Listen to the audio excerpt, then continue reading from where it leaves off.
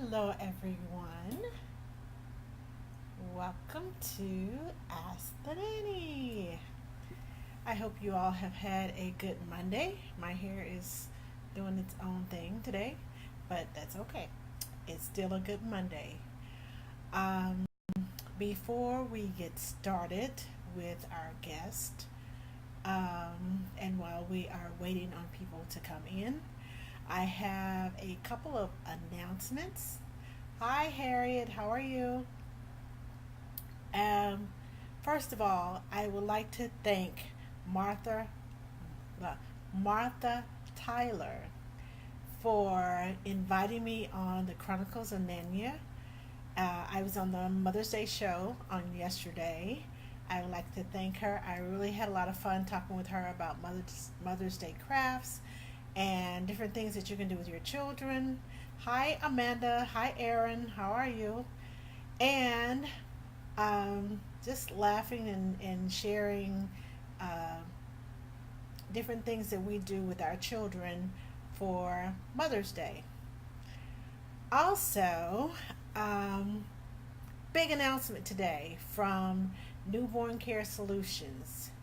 They are now cash accredited. They've been working on this for 2 long years. But I'm happy to say and celebrate with them that they are cash accredited. Hi, Jada. Hi. Okay, let me not mess up your name. Messa and Jean. Hi, Albert. Hi, Alana. How are you? And one last announcement. If I have any Houston nannies in the house, please contact me. Please contact me. Please contact me. Tonight, I'll tell you after the show why I want you to contact me. Um, but tonight, we're talking with several agency owners. Hi, Christy. Hi, Wanda. How are you? And with those agency owners, they are going to tell us all about the agency world, how we can get into an agency, little tips and tricks, the do's, the don'ts, the maybes, things to take with us on the interview, give us everything that we need to get started and land that job that we want. So, I hope you brought a pencil and a pen with you so you can take notes or you can rewatch this um, broadcast. Hi, Christy. Hi, Elizabeth. How are you? And we are going to bring our first guest on, Miss Jada. Jada, no other nanny agency. And we are going to bring her on first. Hi! I wasn't expecting Hi. to go first. I'm like, oh, okay. I'm sorry. I am just talking No, and don't talking and apologize. talking. And I was wondering why I couldn't hear anything. It's because I'm not used to putting these in my ears. She said, tip the Can you hear camera. me? Yes, I can hear you now. Okay, Um, cool. but I'm not used to wearing these. But I noticed the last time I wore them, there's a difference in the volume when I talk to you than Right. just sounding like I'm way out in space, which is not what I want to Totally. do. So How are you? I'm good. I'm good. Good. Okay. So my camera is not adjusting. Okay. So what's going on? Oh, Um, is it tilt the camera? Are you guys talking to me or Angela? I probably to me. Oh, okay. Oh, yeah. I think they're saying the comments are a little bit. Is it in my face? I'm sorry. Hold on. Okay. Is that better? Yes, lower. Okay. Now, if I go any lower, Thank you, you're going to be seeing Shannon. the Good looking floor. out, Shannon. Okay. Is that better? Can you see me? Oh, she said to Angela. Okay. I can see See, you. Yeah. you see it better before I do. Hello, everyone who just came in. Kate and Woohoo! Shannon and Lisa and Kathy and Janelle and Oh, my Glenda. mom is on. Hi, Mom, and my dad. Hi, Mom and Dad. How are you? They're the real MVPs. Okay. I love them. So, how are you? Yes. I'm good. Okay. Thank you for having me today. I love you. I love what you do, Angela. This is such a great way for all of us to come together. And I have met so many amazing people in the industry that are doing amazing things here. And it's all through, what you're doing through these lives, just like Emily with Nanny Club. You guys are amazing. So love it. Thank you, thank you, thank you. You're pretty amazing yourself. I see you on TV. Oh, you're Yeah, so sweet. I'm You're trying to so get to where sweet. you are. I'm Oh my I'm gosh, no, I'm continuing to I'm trying to get to where I can, be able to exercise all of my ideas that I have stuck in my head. yes. You know when you like first get on a creative train and you start something and then you get super super at, who Brittany says going to have to watch back after about to get off work. Oh, okay, cool, yay. Okay. But you get so many things in your head, so many ideas, and you're just waiting to find the time to be able to do it all. That's kind of like where I'm at. I'm in the same spot. I know we talked about that I before have too. all this stuff in here and I'm like, okay, Hmm. so it all wants to tumble out, but it's I like know, take your time, pace yourself. Rome wasn't built in a day. right? You got And to that is do it. so true. Enjoy the journey, Yes. and do it right. Yeah, I'm right there with you. I have so many different things. I mean, this week alone, I'm just like overwhelmed with joy. Not Yeah, necessarily with everything that's going on, but I'm overwhelmed with joy because everything that has been happening behind the scenes. And I have changed my words of affirmation. And it love seems that. like I mean, literally 5 minutes. So if you all do Hmm. not believe in affirmations, It's true. words have power. Please, Absolutely. please know Speaking this. it into existence. I'm 100% Yes. right there with you. 5 minutes. When I tell you 5 minutes after I wrote everything down, changed everything, reworded it, and put it up on my bathroom mirror, which is where I spend a lot of time, Hmm. um, I go in there. Every time I go in there, I say my words of affirmation. It's like 12, 13 of them. But every time you speak it, the more you speak it, the more it comes to pass. And when I tell you 5 minutes, stuff started happening, and all day long, even just from Friday all the way to today, it's just been. I have cried more in the last 2 days. That's so awesome. And it's true. You start to believe it too. And that's literally like just even in this industry, sometimes we pour so much of ourselves into other people. We're in the business of selfless care. Like we put ourselves last. And so taking out just those 5 minutes, like you were saying, to pour back into us, it does a world of amazing things, even just getting us through the week. And we're kind of prepared to handle those challenges that come our way during the week too. I'm literally right on board with you. Yes, yes. So, ladies, my advice to you tonight, if you don't have them, sticky notes, notebook paper, index cards, Yeah, whatever you need to do, put it in a notebook, put it on the refrigerator, put it in your bathroom, wherever you spend the most time. And once you start saying them to yourself, you kind of memorize them. So as you're driving along, you start kind of remembering them. Speak them out loud then too. Because when I absolutely. tell you words have power, they do. They do. They They do. do. Now, back to the subject at hand. Sorry, I had to detour. I'm a connector, so like I do that all the time. I'm like, we end up talking about one thing and then we go like in another direction. So, anyway, tell us about yourself outside of the nanny world, outside of the nanny agency. Uh, Tell us about Jada.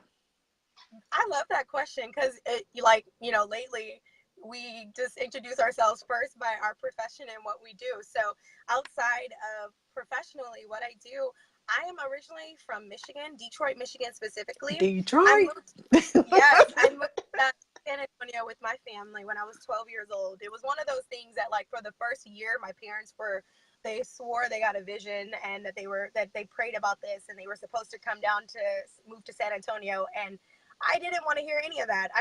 We moved into a really great neighborhood and we had a ton of great friends. And before I knew it, when I turned 12 in February, well, I turned 12 in January, but that next month in February, we packed our things and we moved here to San Antonio. But it literally has been it's like, I'm so glad I'm here in San Antonio because this is such a great place to live. Started my business here. This is when I discovered I was going to be a full-time nanny. This is just where all of everything that I'm doing now and desire to do, it was all birthed here in San Antonio.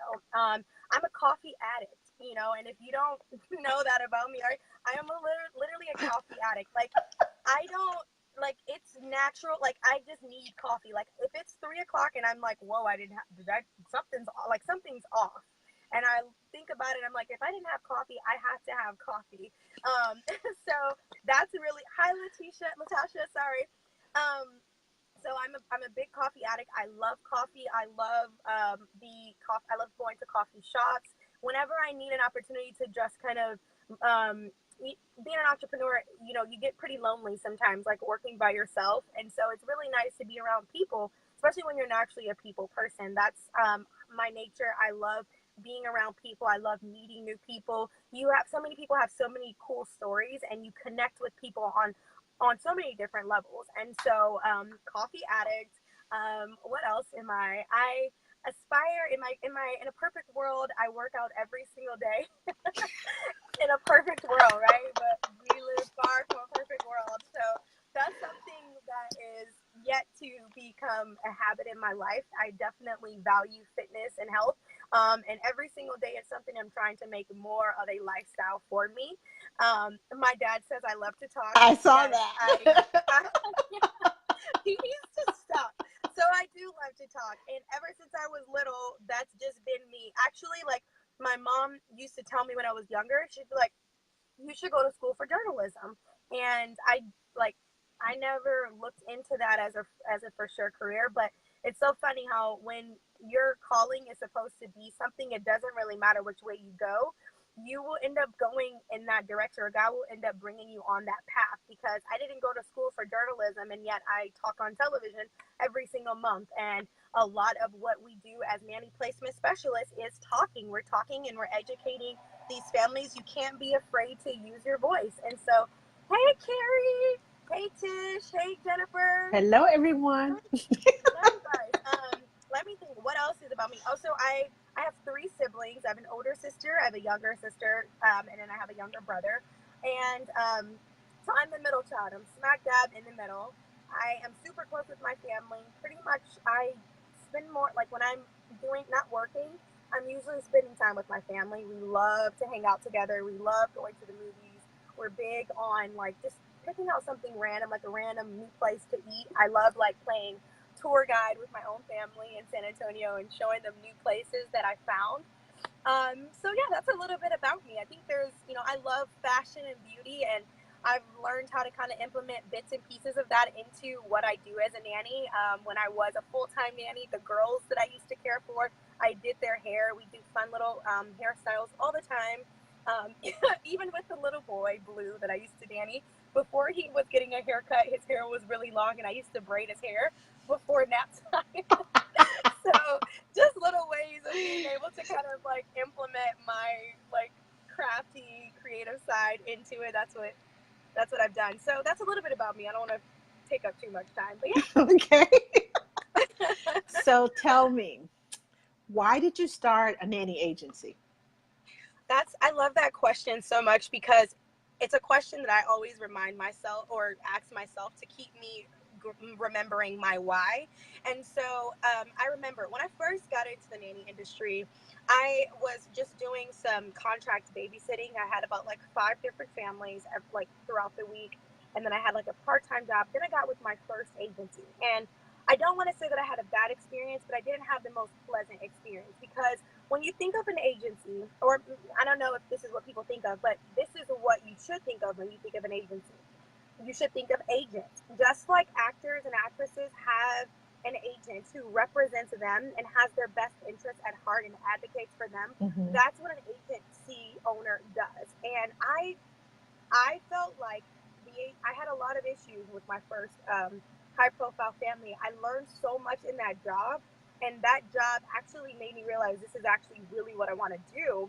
But whenever I would go to the agency owner about my problems, about concerns that I had, I didn't feel I didn't get educated. I had to do a lot of the homework myself, and I was like, well, what is the point of being partnered with an agency if this agency is not going to at least educate me, give me advice, spend time to talk to me? And um, I don't want to fault them for that, because at the end of the day, every agency has their way of doing business. But I knew that for myself, I wanted to have someone that knew more than me and could represent me properly. And so when I got with my second high profile family that I worked for, one of the interview questions was, he asked me, where did I see myself in the next like 5 to 10 years? And I was like, I want to have a nanny agency. I want to advocate for nannies. I want to be the ones that picks and chooses the families that I get to work with. And I want every family that I place a nanny with to be a family that I would work for. And it's so funny, like 4 years later, after I left that job, they were like giving me feedback. And one of the reasons why he told me he hired me was because he was like, I liked your entrepreneurial spirit. So that was really cool. Yeah. So and actually while I was still in that business, I was working in an area that was predominantly white, and so everybody, it was very obvious for me to be recognized as the nanny. And it was very easy for people to see, like, if I wasn't doing my job, it'd be pretty easy for people to be like, oh, she's not, they could point me out pretty easily. Can you guys hear me? I can hear Can you you. hear me? Okay. And so I was always out and about with my charge. We'd go to the zoo, the park, what have you.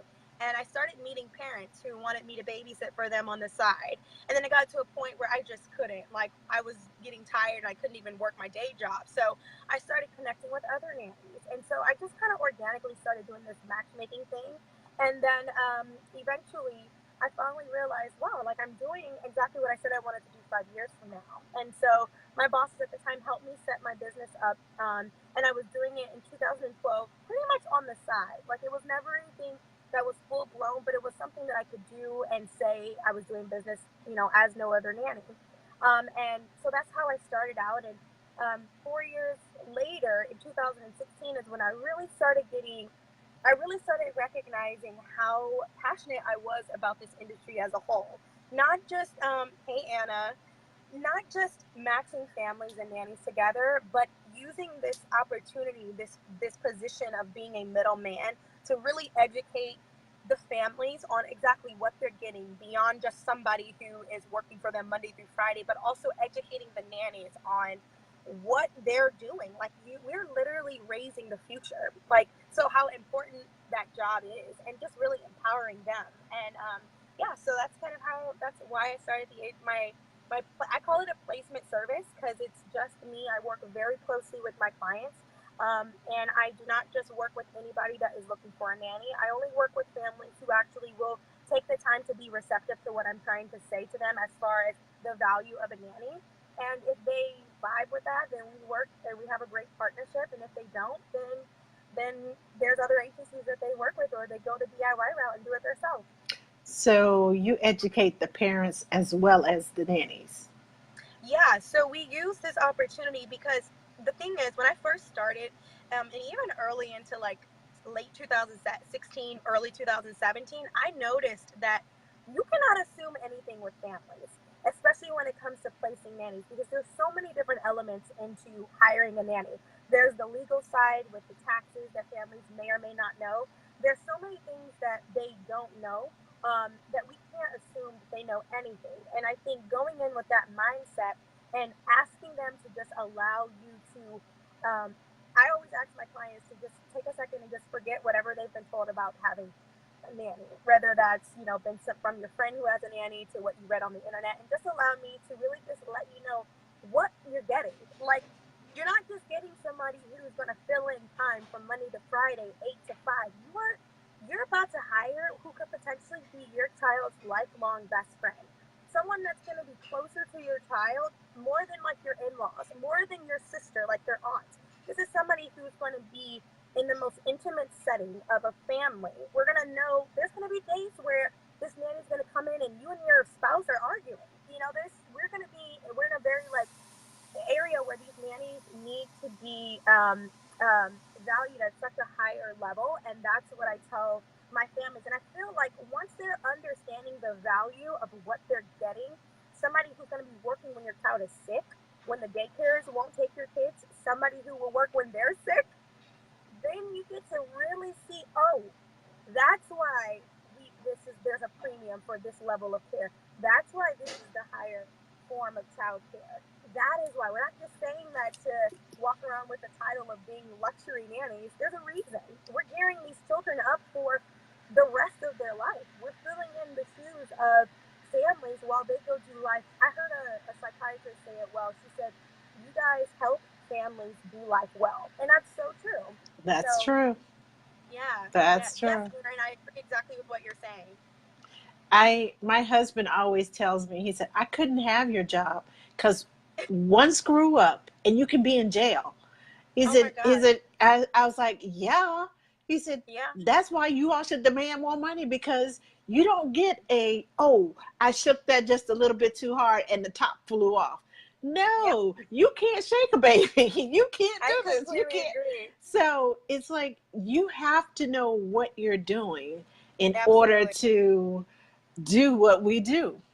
Mhm. Now, And above that, above the knowledge aspect, the level of maturity, passion. You yes. need to have passion. This is not a job. You know how you can just make extra money working at like McDonald's or wherever, like at a retail shop. This is not a make extra cash type of a job, because that's where, if people look at this as a position where you can just make some extra cash on the side, number one, it's already devalued, because extra cash means like $10, 10 extra bucks or something. And extra cash, you're not, who invests in something that is just looked at as extra cash? You know what I mean? Like, Right. this is something that you need to be passionate about, and you need to be passionate about helping that family do well in their careers, so that their kids can be taken care of well too. You have to have their best interests at heart. And for that reason, that's where enrolling into Educate Yourself, going to conferences, taking these newborn care specialist classes, connecting with these nanny networks here on platforms like what you're providing. That's what, reading books, that's what, and that's even what the nanny box is serving to do. We are putting in material and sharing with these nannies other companies that support exactly what we're trying to do, and that's empower this profession of nannying. Now you mentioned something, and I want to touch on it with you, not only you, but with the other two agencies that I have asked, and Yeah, also the ladies who I've asked other agency owners to answer these questions as you all are answering. So if you all see uh, people answering the questions in the comments, that's what's going yeah, on because I wish I could have all the agencies owners on because I know everyone has their own perspective, but yeah. I want to have more than just You want more of to the dialogue. I want more of a dialogue because we all live in different regions, we all deal with different types of families, we all True. have different experiences, and just because I haven't dealt with it doesn't mean that it doesn't exist. Just Absolutely. because you haven't dealt with it doesn't mean that it doesn't exist.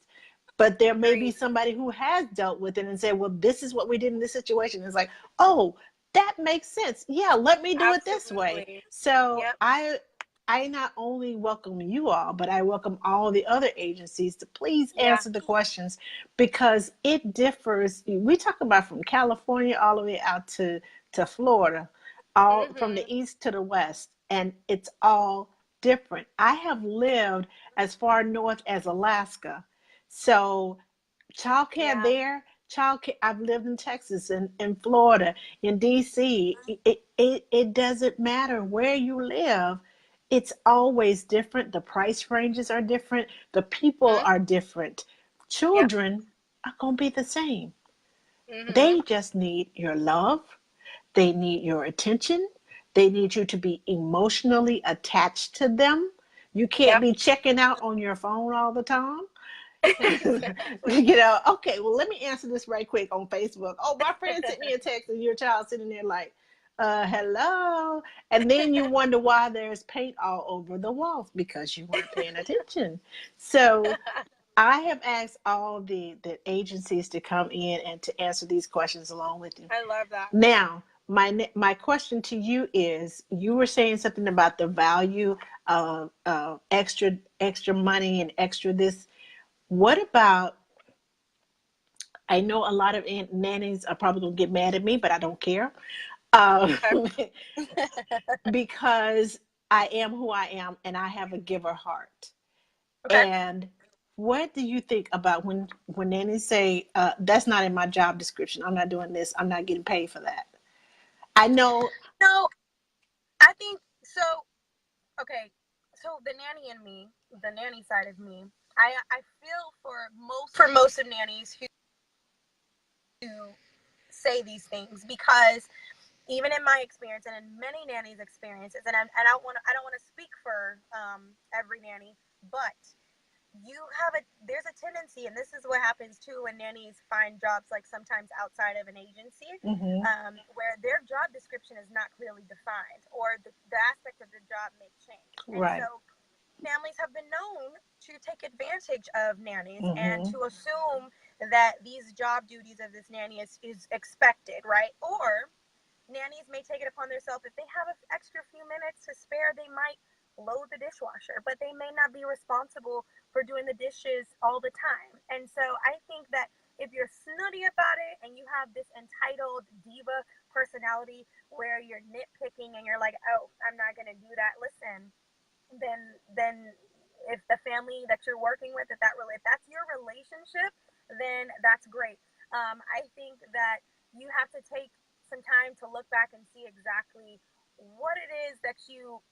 This is what I tell nannies that I place. I always talk to them and I ask them, what do you want to do as a nanny, and what are some of your non-negotiables? I call them nanny non-negotiables. So you need to know right out the bat, like, what exactly it is that you're doing. And then when families use words or terms like light housekeeping, that is so general. Like, that means that's different for every family. Yes. So I always ask, like, when you say light housekeeping, is that just in the realm of whatever I mess up with the child, like when we're, when I feed them lunch?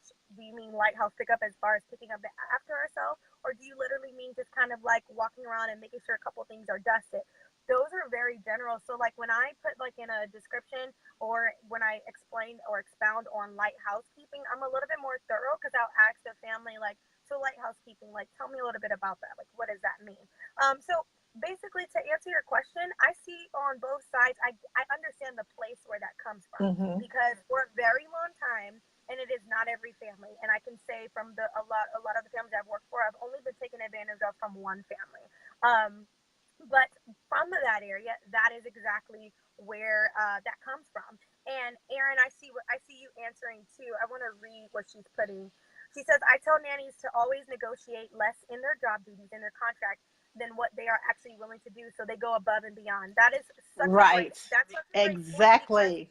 when it comes to holidays, or maybe your boss's birthday, that's a great time to go in and maybe change their sheets, or things of that nature. You can do something that you're not expected to do, because you know what you are expected to do. She says, "I will not iron or change sheets weekly as a weekly job duty. They are non-negotiable for you." See, the non-negotiables are so great, because then we can, when you know that as an agency owner, as that nanny's advocate slash agent, then you know already kind of like who in the back of your mind would be a great, fit for said family Right. that you are interviewing Right. for too. So it's the communication aspect, but the place where that comes from, that, oh no, that's not in my job description, they're trying to, it's a protection thing. Like, there's a guard, because they have probably been, forget my word choice, but screwed over in the past, and the only way they know to protect themselves in that area is to just say, absolutely no, that's not in my job description. I'm only going to do what I'm told to do. So I respect it, but just like what Erin says, a way around that to protect yourself in a different way, so that you don't become some like snobby person, is to just know what your non-negotiables are and negotiate less in your contract, like she said, to go above and beyond. I totally agree with you on that, Erin. I totally agree too. But when I said uh, about nannies getting upset, because I know when I go in, I have my contract. This is my list of responsibilities. Mm-hmm. Now, what other responsibilities do you expect me to do? And we list them. And I said, okay, I have a problem with this. I have a problem with that. I don't do this. I don't do that. So that way they know exactly what to expect and what not to expect from me. Mhm. Mhm. Now, there are times when I see something that needs to be done, and I know mom is sick or mom is busy, dad is, there. I pitch in because I want the family to run smoothly, Yeah. to Yeah. help And the I think family. And they are appreciative of this. yeah, But that all comes, also rolls back to the choice of family that you choose to work with. If you go absolutely. in there expecting to get extra money, and that's why I tell nannies not to settle, Mhm. because when you settle for a family, when you become desperate and you settle for a family, you tend to get angry and upset because they ask you to do extra and extra and extra, and it's not something that you want to do. But when Mhm. you And that's when you communicate with a family and you meld well with a family, and you kind of go like this, then they understand and they're appreciative of the extra that you're doing. And and the reality of the situation is just that families who are hiring nannies in the first place are busy. They don't have the time. So a lot of times, as soon as you're in the door, their brain is not on contract what those responsibilities are. Just like when you're in nanny mode, you don't know verbatim all the time what's all in the contract.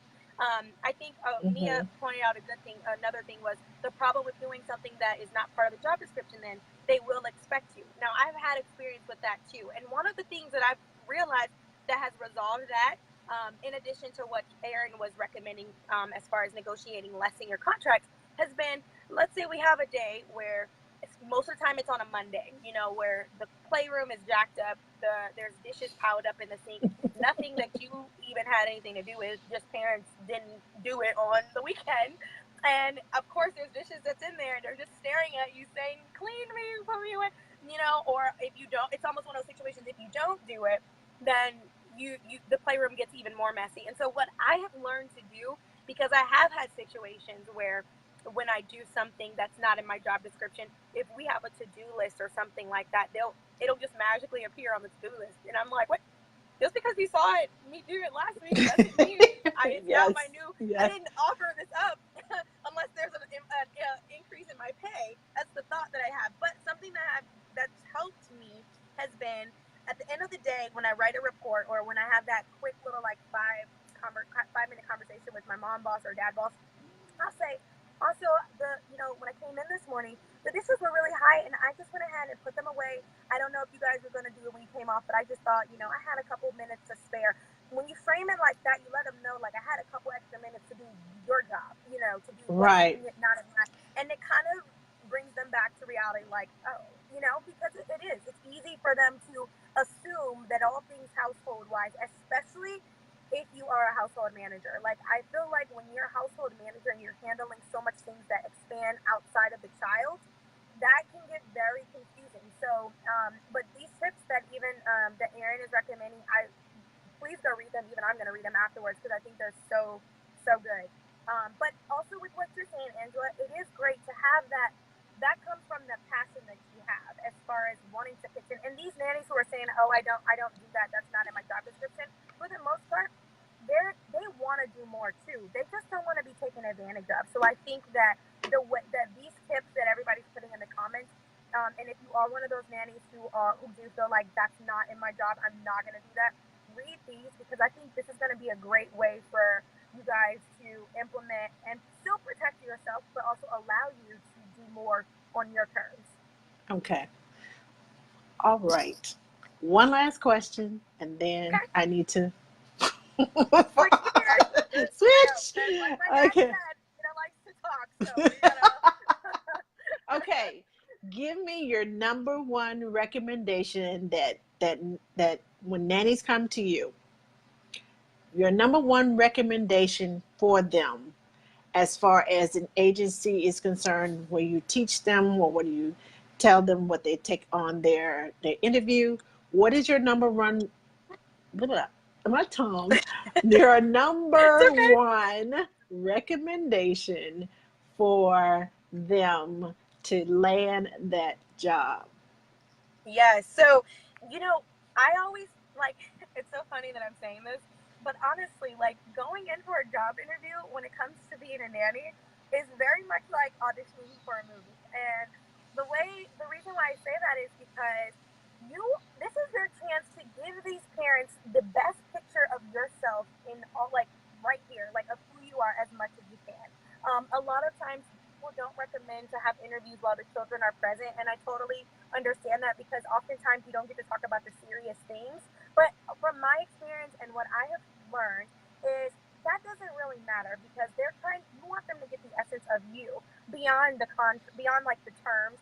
Those I feel Mm-hmm. like can be talked and discussed over the phone. They can be discussed over email. And yes, if you guys get to talk about pay and the serious stuff too about the job in that in person interview, great. But what I like for people to focus on is giving them who you are as far as energy.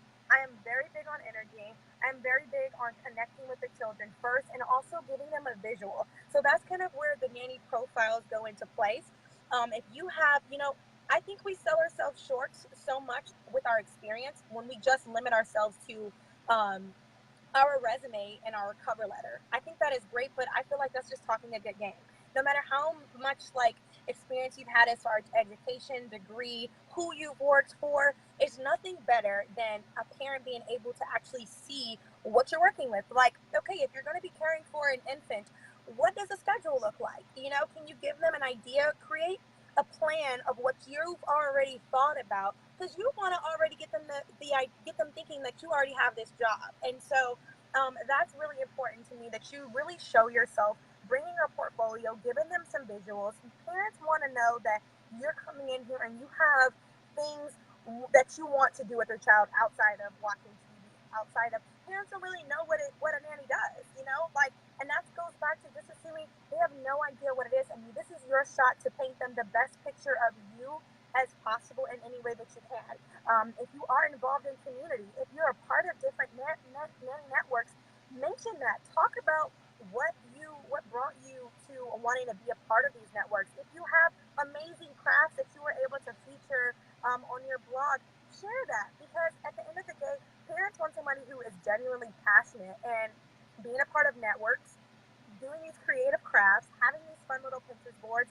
That to me says passion. That to me says that like even when you're not working, you're working because guarantee all of us here on this live right now have had a Pinterest board where we are adding pins, putting together crafts, even probably going to the craft store on our off time to go get materials to create these lesson plans with families. So my biggest thing is being able to create a visual. And then the second thing that I always look for in nannies and tell them is if you can be adaptable, if you can adapt to the needs of different families, you have a huge career ahead of you because Yes. oftentimes if you're only used to nannying one way, if you're only used to caring for a family who needs who has these only specific needs, if you're only able to nanny in that way, that's great. But you're limited to so many different things. Mm-hmm. And the art of a nanny is being able to mesh and adapt seamlessly in with that family's needs. And the more I feel like and it's nothing against nannies who have worked for the same family for like tons of years, but I love when I meet other nannies who have worked for probably like one family for about 3 to 4 years and they have graduated to a different family because it's exposed them to so many different age groups. That's why when people ask me what's my favorite age group to work with, I don't really have one. I enjoy the journeys that each age group brings me, but I would have never known that if I would have only like if I wasn't able to kind of gravitate and learn how to adapt to different families. And I'm completely adaptable. I feel like that is not a word, but you guys know what I'm saying.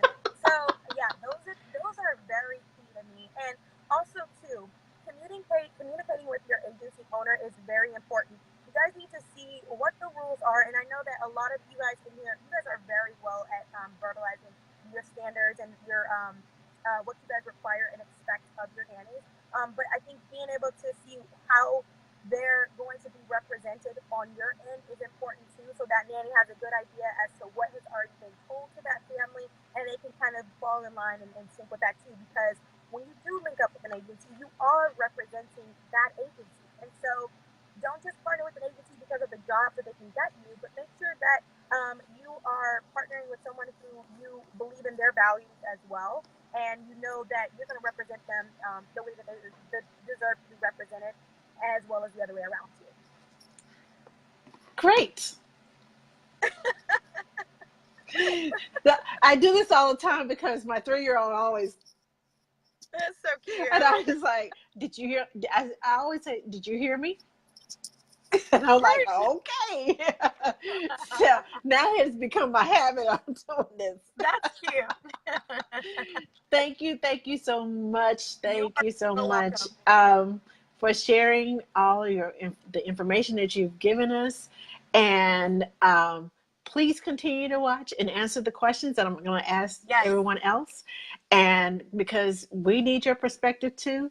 And thank you, Erin, for all of the information that you're tossing out here at us. I totally appreciate it. I know, Erin. Like, I'm totally about to go back in here and read all your stuff. I know I can't read I'm it like because binge it keeps reading. flipping up, and I'm like, okay, concentrate. I love her. Yeah. Yes. Thank you so Okay. much, and You're we so will welcome. see you later. Alrighty. Okay. Awesome. I'm still gonna be in here. I'm gonna be listening to you guys. Okay. Okay. All right. How do I exit out of here? I'll Y'all know. exit you. Okay. Oh, okay. Bye. All right. I hope everyone got something from the conversation that we had with Jada. And now I'm going to bring on my next guest. Let me see. I'll probably have to scroll all the way back up. Let me see. Okay, I'll do it this way. Okay, if my screen stops jumping. Ah, there we go. Miss Shanice. Let's see. Shanice is from Concierge Doulas.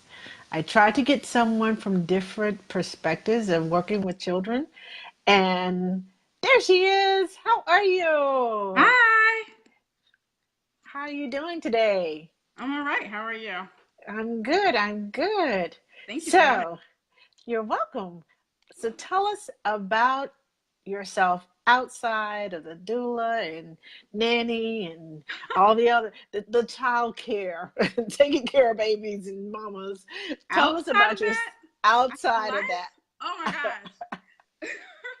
So, hi everyone. If you don't know me, I'm Janice, like Janice, but with a CH. Oh, sorry. I botched your name. I I'm have sorry. to say that because everyone does. It's okay. I'm so used to it. Okay. So my mom Janice. says I've been saying that since kindergarten. I'm Janice, like Janice, but with a CH. Okay. So I am a mother of one cute little bubbly 4-year-old daughter. I have Oh, a a husband. Both their names are Corey. I love them to death. I went to Florida A&M University. Was a member of the Marching 100. I was a biology pre-med major. I finished nursing school back in 2002 and then went to college I wanted to be an OBGYN. And then I took chemistry and I was like, oh no, this isn't for me. Um, and so it was around that time that I decided nursing wasn't really for me, but I did some nanny gigs back then. Um, Starting around 2002, 2003, while in college. And I just really enjoy it. I love music and long walks on the beach and all these other amazing things. So you're asking outside of the career, that's pretty much Janice outside of the career. Um, okay. when it comes to inside of the career, I am now a agency owner. I own an agency. I co-own an agency with my partner Lily Gann. We own Concierge Doulas and cover South Florida, from basically Port St. Lucie down, if anyone knows the geography of South Florida. So we're an agency a little bit different from a nanny agency. We don't staff nannies, but we do have postpartum doulas, labor doulas, placenta encapsulation, newborn care specialists, and things like that. So we have a lot of fun. And we see a lot of different types of people. We're looking for a lot of different types of things in our agency because not everyone does everything, as we all know. So, yeah, that's a bit about me. Okay. Well, good. Now, tell me, what made you all decide to start an agency? Well, I have a couple of different things. Initially, I started an agency back in 2013 when my daughter was born because, oh man, I was on bed rest from 28 weeks. And when I was on bed rest, I was sitting there watching the paint dry on the walls and thinking to myself, like, things still have to get done, whether you're on bed rest or not. And when you're a woman like me that is go, go, go, don't stop, you're Right. still wanting to see things happen. You're still wanting to make sure you're okay and you're safe and you're taken care of.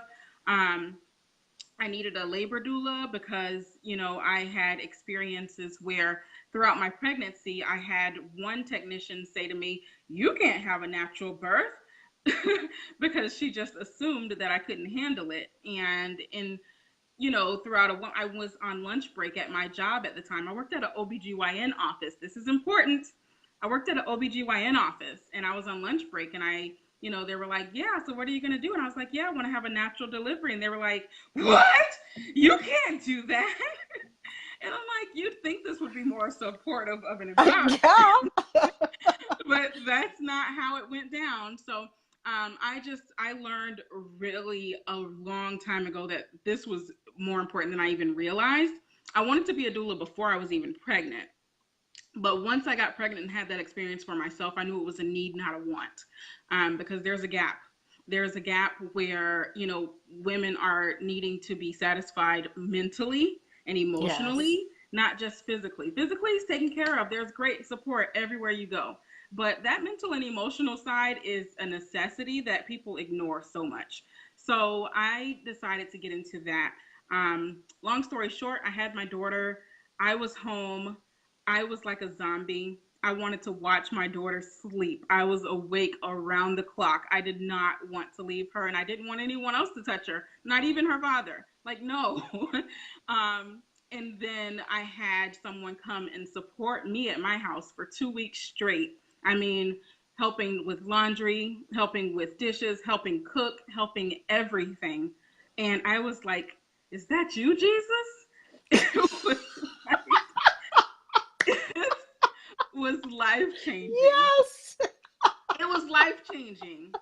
Everyone should have that. I only had 2 weeks, and yes, I did cry when the door closed behind her when she left because wow, it made the biggest difference. I will never forget it. I will never forget it. And the woman that came and helped me had 2 kids of her own at the time. And so it was just to me something that was priceless. There it was. I would do it again and again and again. I don't care if I have to eat beans and weenies to pay for it. I would do it again and again.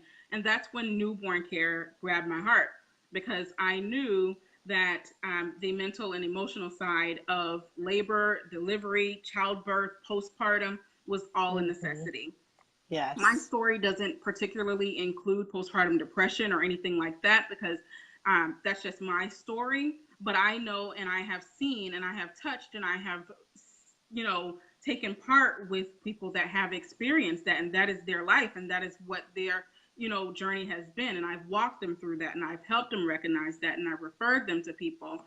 And so yeah, I have a bit of a story and a why, and my why is just so that people don't have to go through what I went through in a lot of different ways because our emotional health is ignored, our mental health is Yes. ignored so much, and we get to hold hands and walk through the mud with these women, and I really honor that. I really, really, I don't take it for granted, and I think it's a necessity.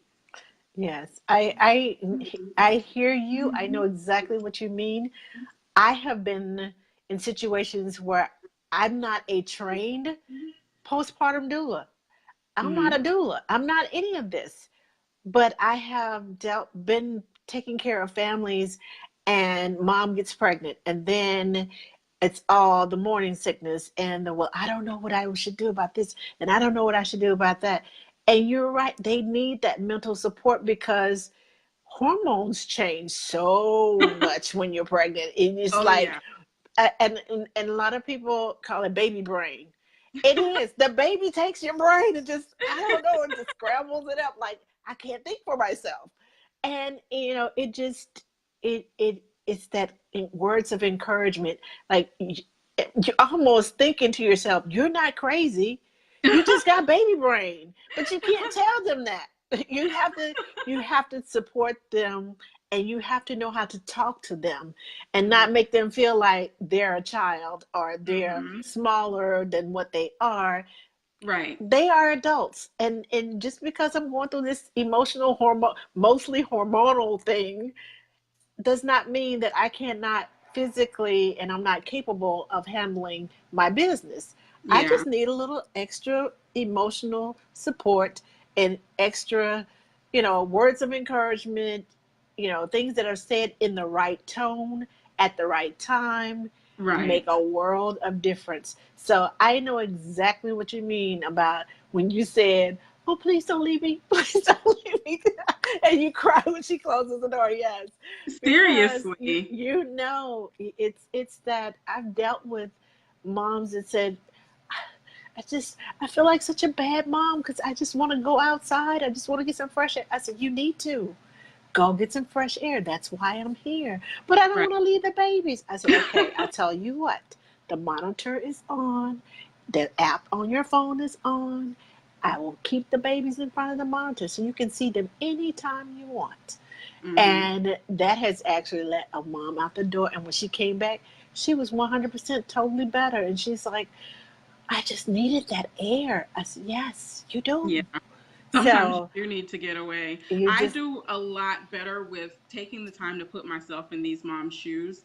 And it's so mm-hmm, easy for me to go all the way back to day one and remember just how I felt and who I was and what I needed.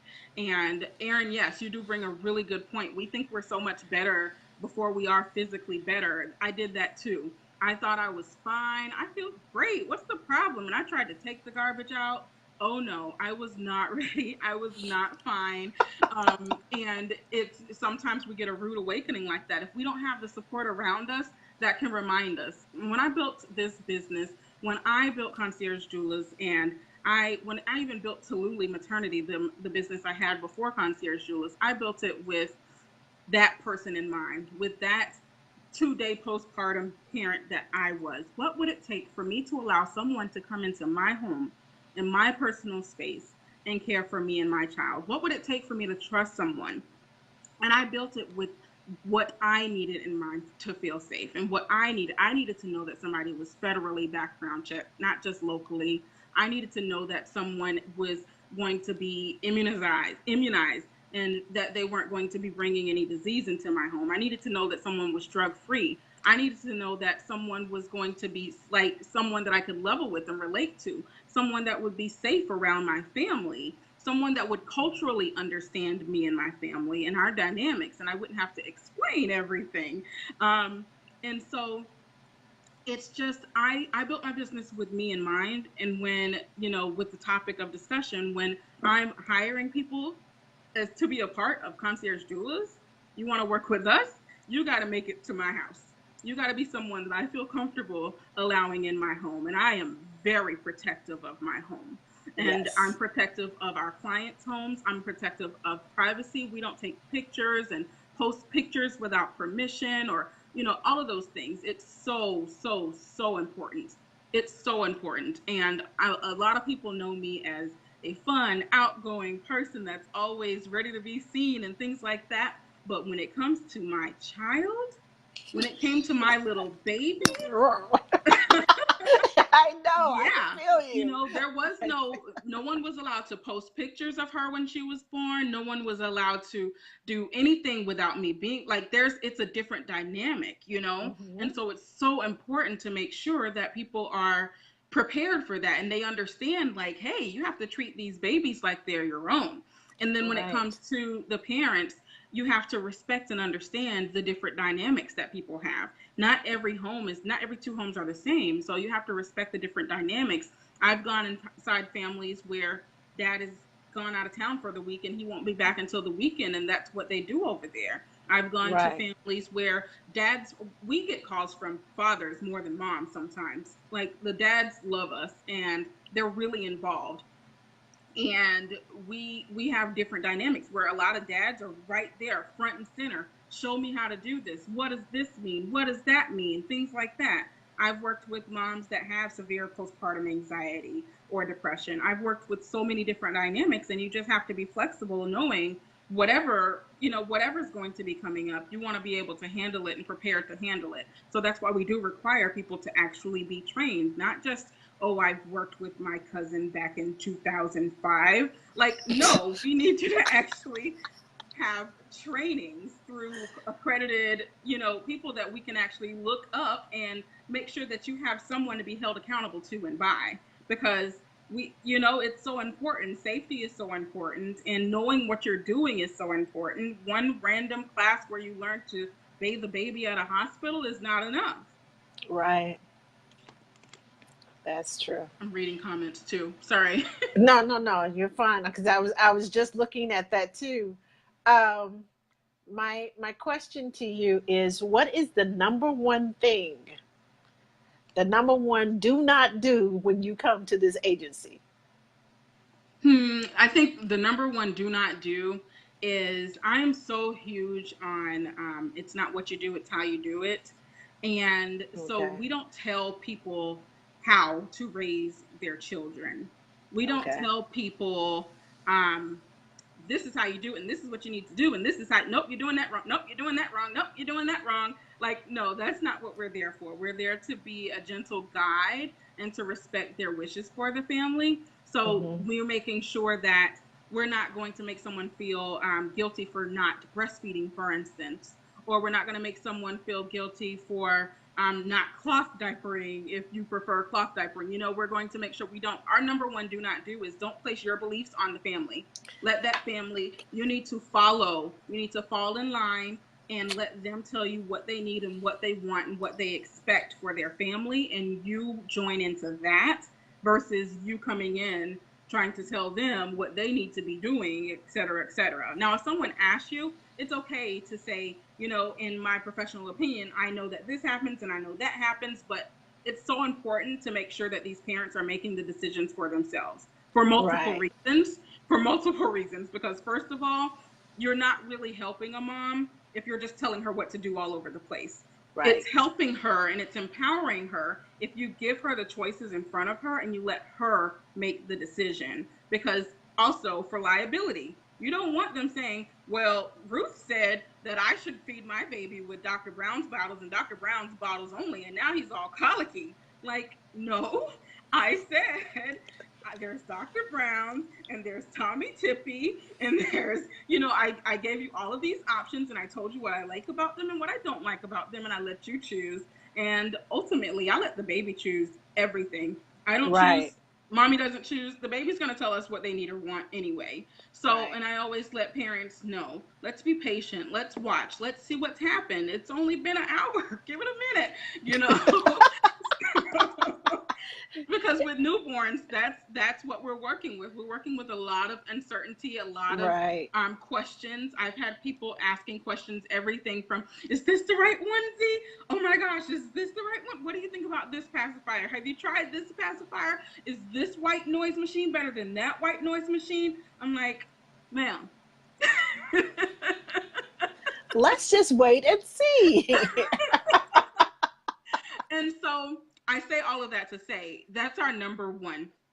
Our number one thing is to make sure that we're not judgmental and that we're very careful and considerate with the way we approach them when it comes to anything, any decisions that they're making for their child. If that child is not hurting or in danger of being hurt, let it be. It's okay, because we had to struggle our way through learning how to put on a diaper one day too. Hmm. There was a time we didn't know the quickest, easiest way to put on a onesie. It's okay. Let them struggle through it. Let them figure it out. Don't feel like we need to diminish their self-esteem by knowing it all. Let them, Right. we're there to empower them, not to put them down and not to judge them. Right. Now, that's your number one thing. Okay, so when they come into your office or however you are apply online, what do you look for? What is your list, your tick list? How can you tell that no, I don't think this one's going to work. I don't think she's the right fit for us, or yes, this is the one. How can you tell? I know there are clues because I can read an email from a parent and like, this does not sound, something is wrong here. It just sits in my spirit that no, and it may not even, it may be a perfectly written letter, a perfectly written email, but it's just something that after I'm reading it, it's just like, mm-mm. Yeah. So, do Are you you have that referring now to the when you contractors or a when potential you client? I'm referring to the contractors, the people that you hire to Okay. take care to send out. What do you look for? What is that it factor that Well, decides yay or nay? for me, it's a couple of things. The first of all, appearance. Appearance is the outer shell which reflects the inner soul. Like if you come because if you come to an interview with me and you're not presentable, what can I count on you showing up to our clients like? Because, and I tell everyone that works with us, there's not one person that can say I have not said this to them because I drill it and drill it and drill it. I represent you and you represent me everywhere, all day, every day. Your status is on Facebook, you're going to Publix, you're going to the mall, like whatever it is, I represent you and you represent me. I will not embarrass you. Please don't embarrass me. Now that and just sounds like a mama right there. but the truth is, it's so important to be mindful and to be aware of how you're presenting yourself. And I'm not saying this to say that I'm against any particular choice of how you present yourself. There's a way to be neat and clean but have piercings. There's a way to be neat and clean but have tattoos. There's a way to be neat and clean and not have on makeup. You know what I'm saying? Like there's a way to present yourself, and someone that is articulate and that someone that's clean cut, and someone that is on time, and you like those things matter. For me, they matter because clients are going to see you walking through the door, and I don't care how you slice it, you are going to be judged when people see you. That is just Yes. a fact. That's just a Yes. fact. That's all people have to go off of when they see you. And we always say at Concierge Doulas, exceed expectations. Period. That's your job when you get to a client. You go and you exceed expectations. Whatever you think they're thinking of you, exceed that. And so their appearance is going to be, for me, it can be a deal breaker if it's too bad. And how how can I put this nicely? Um, if they're articulate or not, or if they're well versed, if they're able to communicate effectively, that's really important to me too. Because if I can't understand you, a client isn't going to understand you, and it's gonna if it doesn't cause a problem today, it's gonna cause a problem in the future. If we have a communication barrier at an interview, I can't expect and be confident that you'll go to a client and be able to communicate effectively with them. So true. So those are my So true. things. Okay. So, do you train your doulas? Do you have like a certain training program that you take them through as far as this is what concierge doula stands for? This is what we do. This is how we do it. And do you have that checklist of that you give each one, or It's are so they funny just you supposed asked to that. come in and expected to know these things? It's so funny you asked that. That's actually something we're in the process of implementing now. We're creating a curriculum for our training that's going to be coming up at the end of the summer. So I'm so excited about that. It'll be called the Concierge Life Training. and it's going to really teach. And I can't promise that we're going to make it a public thing yet, but it really is going to teach the basics of what you can expect, how you should dress, what your appearance is supposed to be like, making sure that they understand the basics. If this is how we do it. These are the things that we stand by. These are, we're going to make sure that we have a very clear cut list or checklist for everyone that's on the concierge doulas team. And it's something we're going to consider making public, but we haven't decided that just yet. Okay. Okay. Well, that's good. That's good. Now, you said you were in Florida, St. Lucie. We What's, cover South Florida, all the way from Port St. Lucie to Miami. okay, so Port St. Lucie, that sounds familiar. Is it It's near Tampa? no, Uh, it's about 2 hours south of Orlando. okay. Okay. I don't know why it sounded you familiar. I you used might to be live thinking in about St. Panama City, and my husband worked in Tampa, and that name just sounds so familiar. Maybe it was during the hurricane. I don't know. It might, but yeah, we cover all of South Florida. We have doulas that live in St. Pete, or now you got me saying St. Pete, in Port St. Lucie. We have doulas that live in Miami. We have doulas all the way over and in between. We do travel, so if there's somebody that's needing travel, we do that. We do international travel. We do all sorts of things. Because we do work with a Wow. lot of high net worth. We've worked with A-listers, things like that. So sometimes we get kind of odd jobs that we end up doing. Now, when you say odd jobs, does that uh, Odd because jobs a lot is of things come to my mind when you say odd jobs. okay. Here's the thing. So a thing about concierge doulas is, again, we do postpartum doulas, we do labor doulas, and we do newborn care specialists. So unlike nannies, we're not long term pretty much with anybody. For the most part, our average with a client is up to 3 months. um, some have a little bit more than that, but most people are around 3 months and under because we specialize in the newborn period.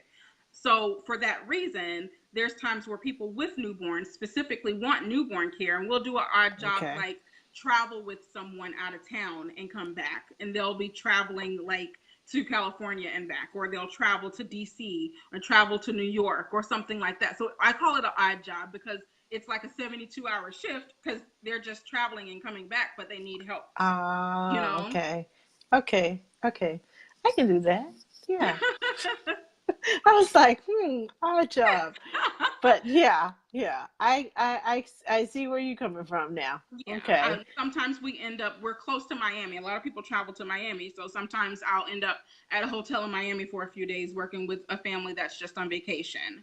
I have another family that's traveling from New York. I'm going to be going over there next week for a family that's going to be on vacation. So when I say odd jobs, I mean really short stints like that because we do a lot of Okay. vacation.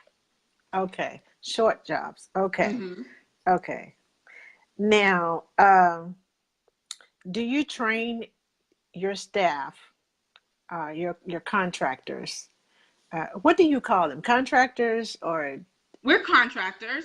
We don't okay. train them. We ask that they come in trained through Okay. a doula agency or through newborn care, a newborn care certification agency. One of the two. They need to be trained before they come to us.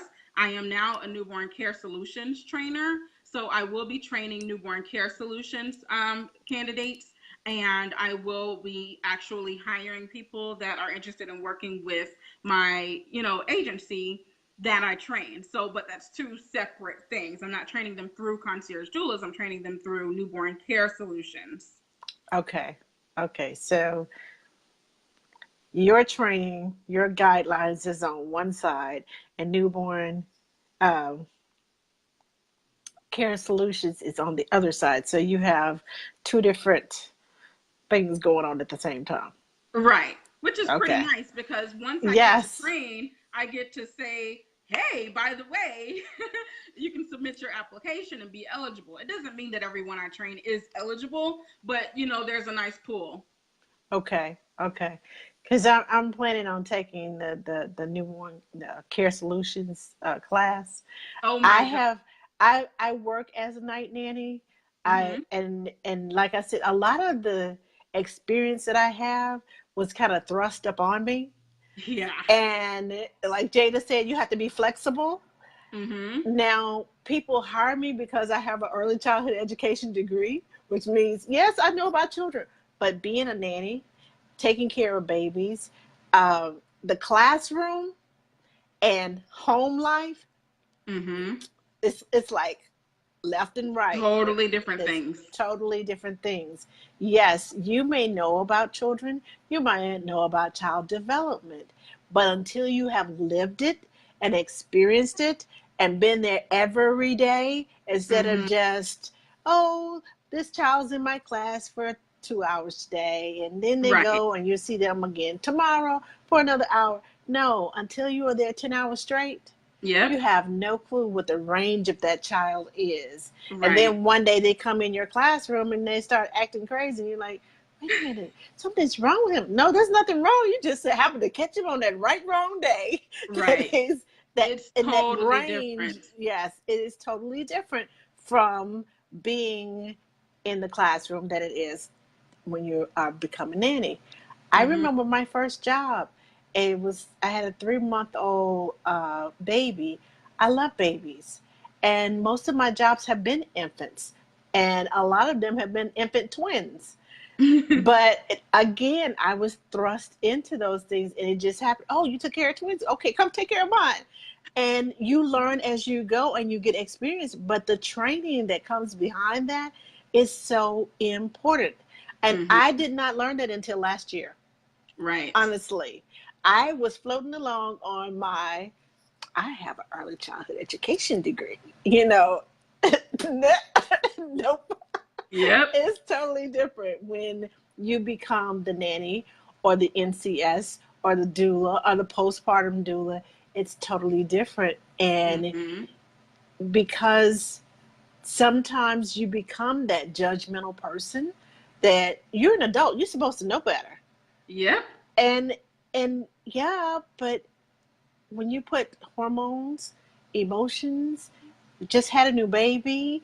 The baby's not doing what I thought it was gonna do, and Mm-hmm. everybody told me how easy this was gonna be, and Right.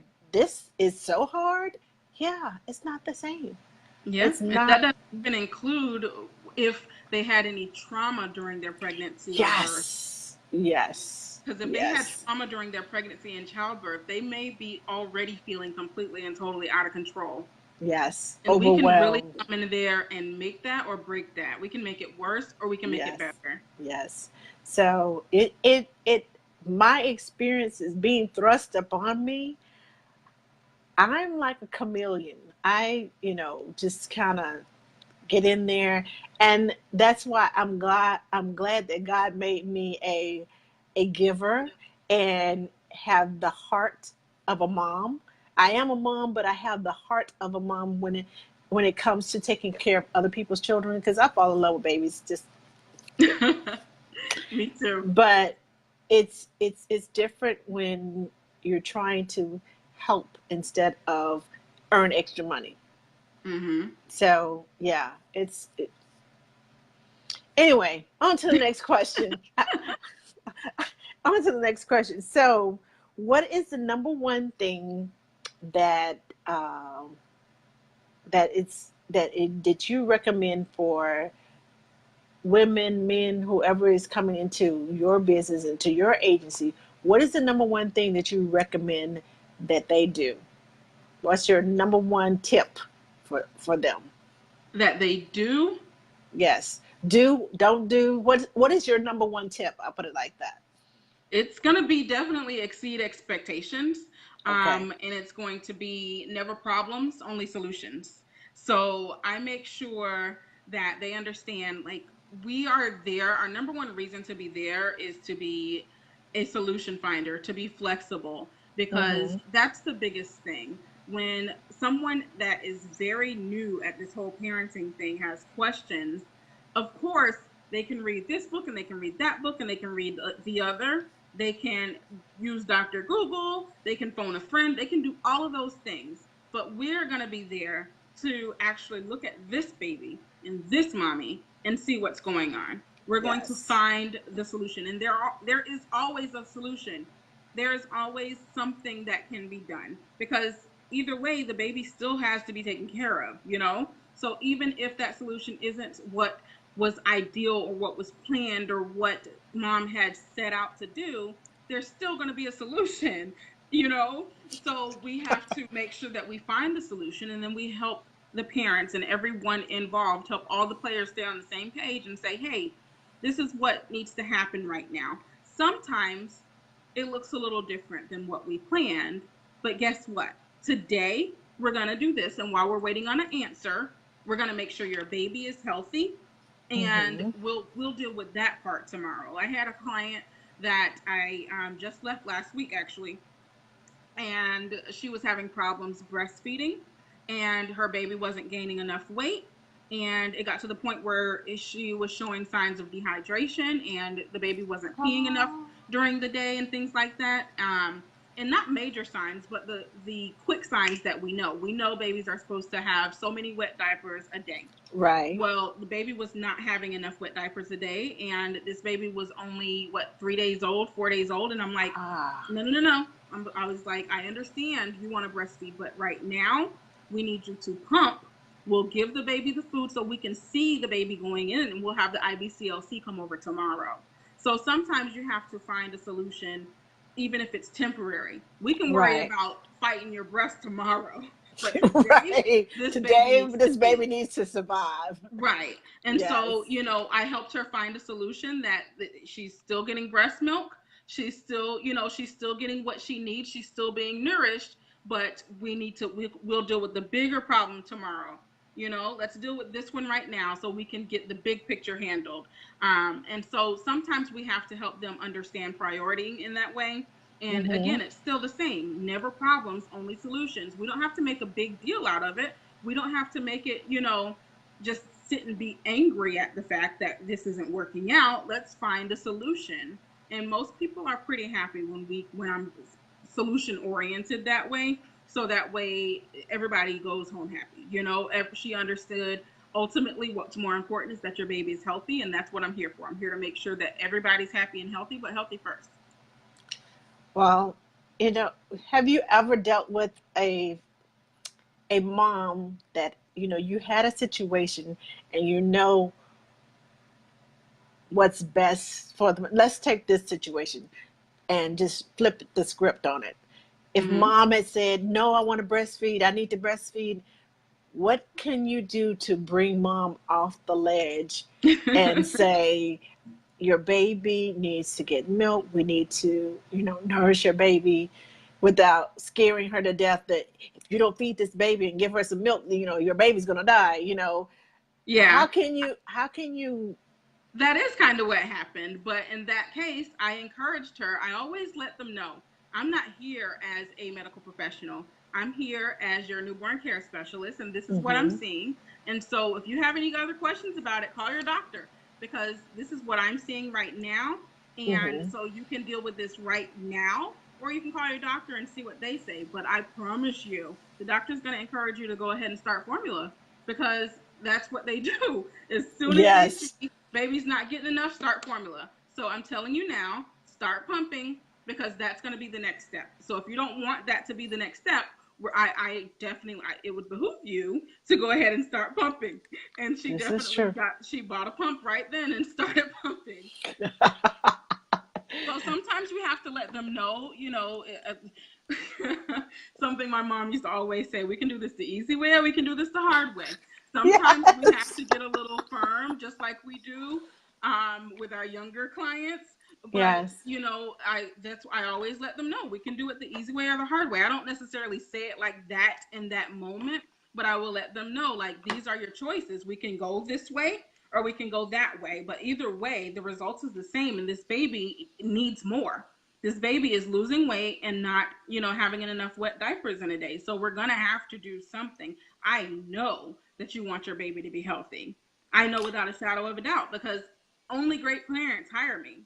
That is the bottom line. I have never once been hired by a bad family that just does not care about their child. Only great parents hire me, and I know that you have me here so I can see things like this, and I can let you know when I see things like this.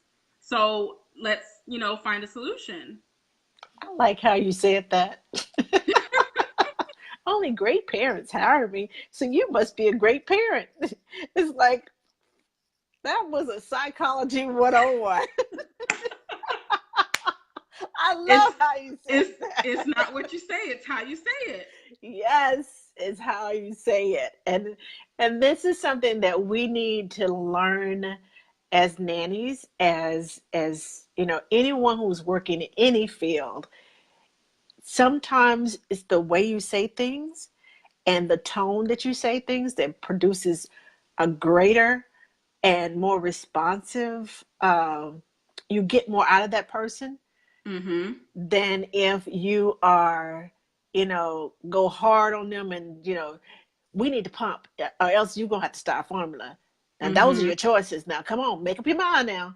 You Mm-hmm. can't talk to people that way.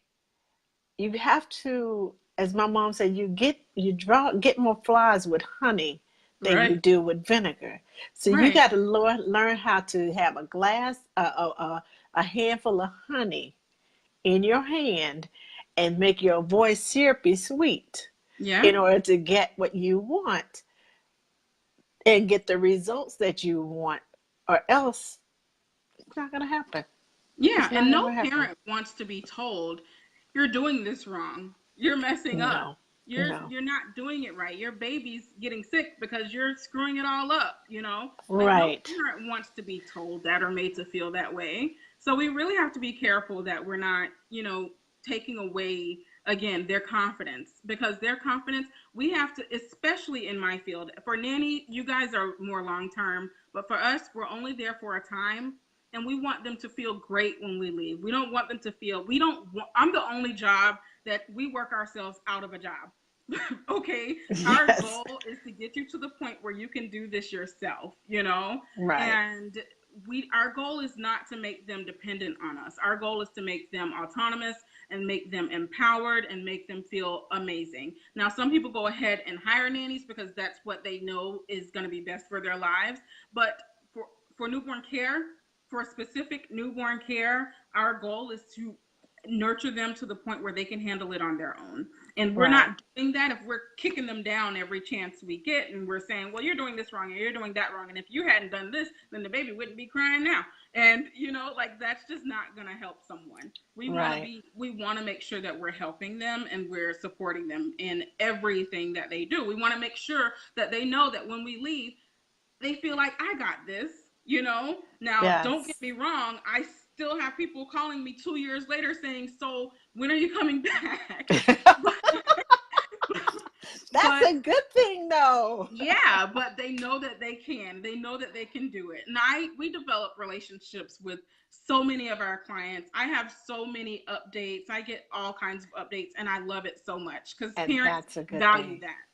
That's a good thing. That's basically what you want, because that keeps you in business. That keeps people coming to you, and they refer, just like we as nannies, we're like, okay, I need somebody to cover me for this. I need somebody to cover me for that. Word of mouth, Yep. because I know you as my nanny. I trust who you're going to bring in here with me to take care of my child while you're out. I trust that they're going to have same standards or similar standards as you do, and they're going to do a good job.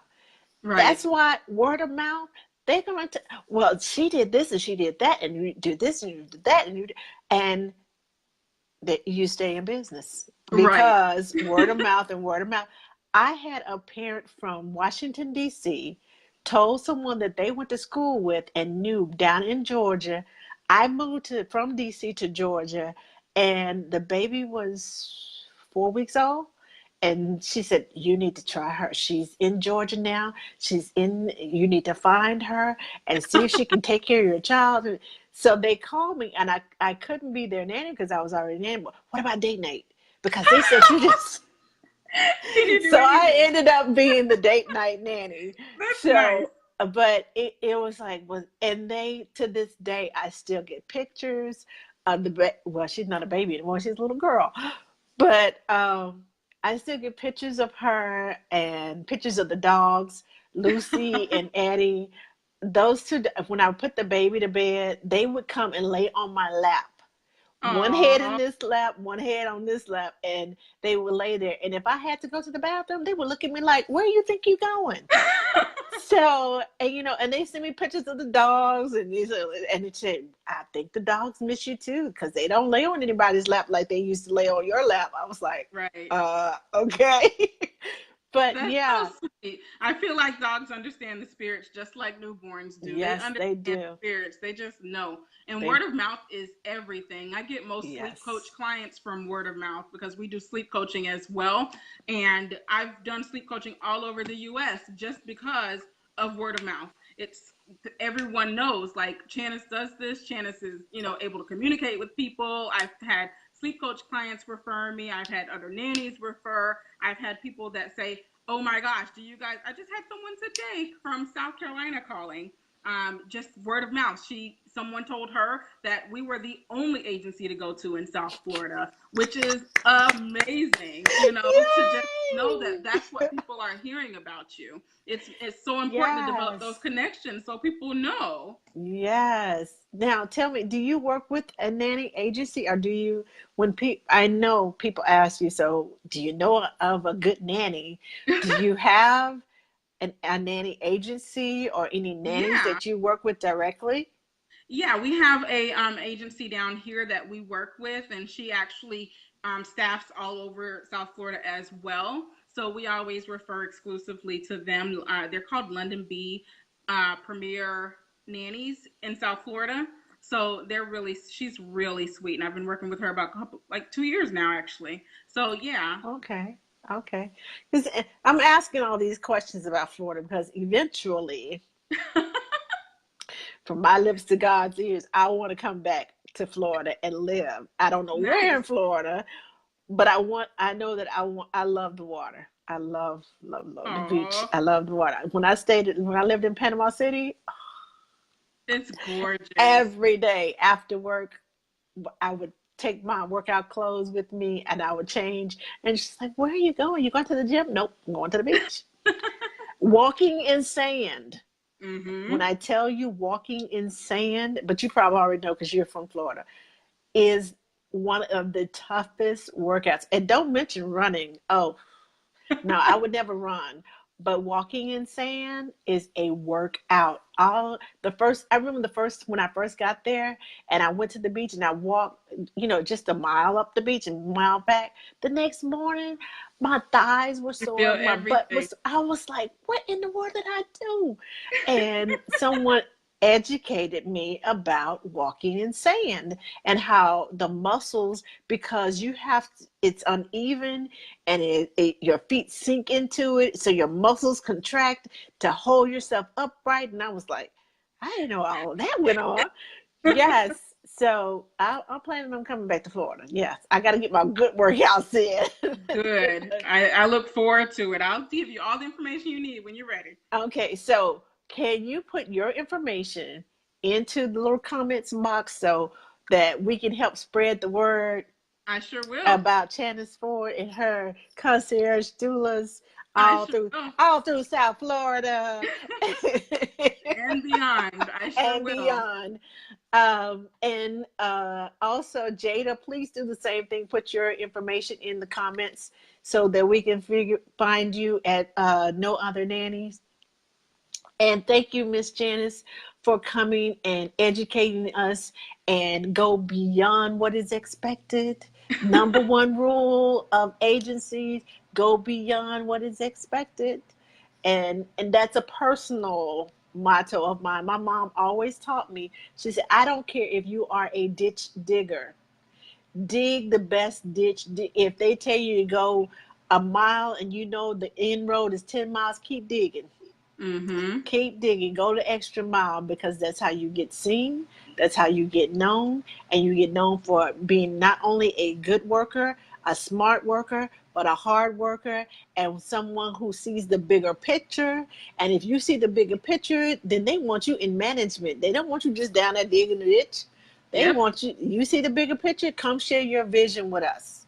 So ladies, gentlemen, whatever agency you're going into, always, always, always give them above and beyond. And that's all we have for tonight. Thank you so much. Thank you so much. Uh, oh, Chanice. I'm Yes. going to get this right. Chanice. Okay. And I apologize for just botching up your name like I did. It's okay. Uh, Nobody heard you.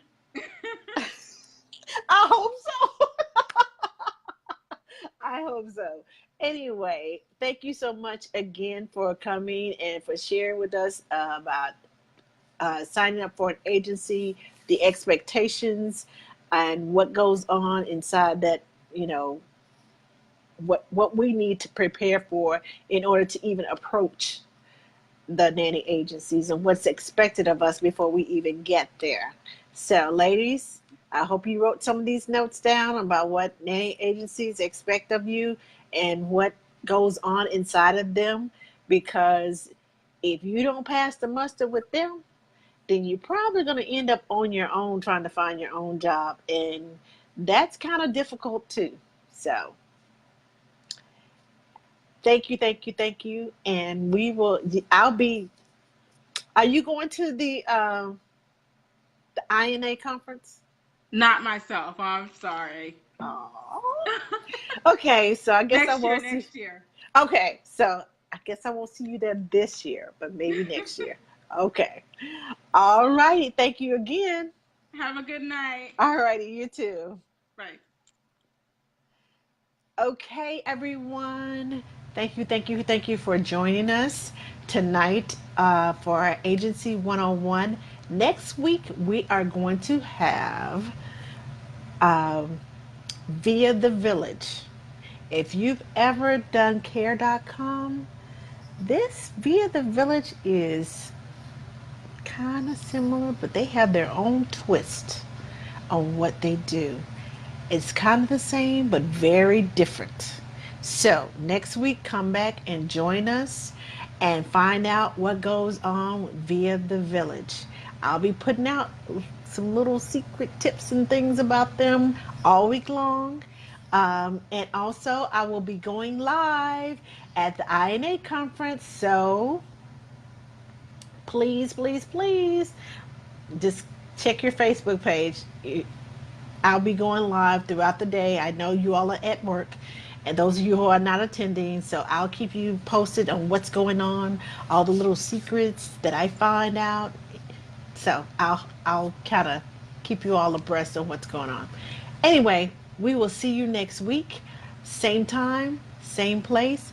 Have a good evening, have a good week, and I will see you all probably when I step off the plane on Thursday. Talk to you later.